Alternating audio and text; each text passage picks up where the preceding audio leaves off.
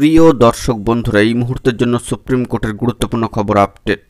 2016 SSC SLST চাকরি বাতিল সংক্রান্ত মামলায় আবারও নতুন করে এসএলপি স্ট্যাটাস। আজ কিন্তু টানটান উত্তেজনা থাকছে। নতুন করে দুটি এসএলপি স্ট্যাটাস কিন্তু উঠে আসলো।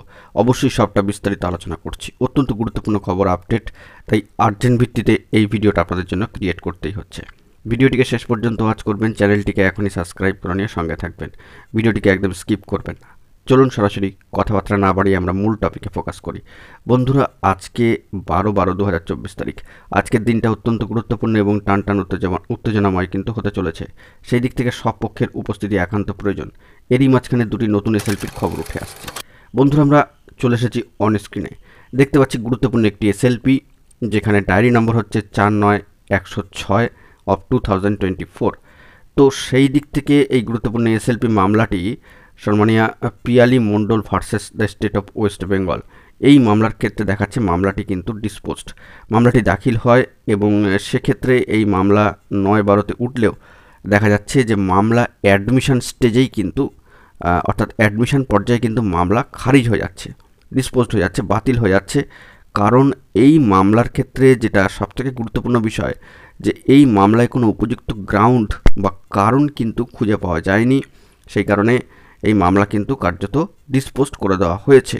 এবং আরেকটা বিষয়, যে এখানে কিন্তু পিটিশনাররা কেউই অ্যাপয়েন্টেড হননি, এটা একটা বড় বিষয়।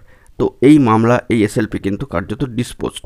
এক্ষেত্রে পরবর্তী আরেকটি গুরুত্বপূর্ণ এসএলপির আমরা উল্লেখ করছি, যেটা অনস্ক্রিনে আপনারা দেখতে পাচ্ছেন, ডায়েরি নম্বর সহ 41-922 অফ 2024, মনীষা মণ্ডল, সম্মানীয় Manisha Mondal versus the state of West Bengal.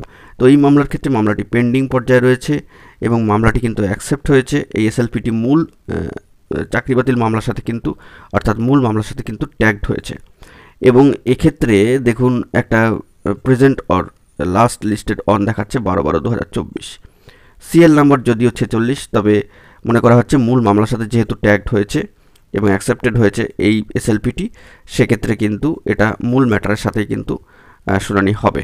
তো সেই দিক থেকে দুটি গুরুত্বপূর্ণ মামলার স্ট্যাটাস উঠে আসলো। আজকের দিনটা অত্যন্ত গুরুত্বপূর্ণ।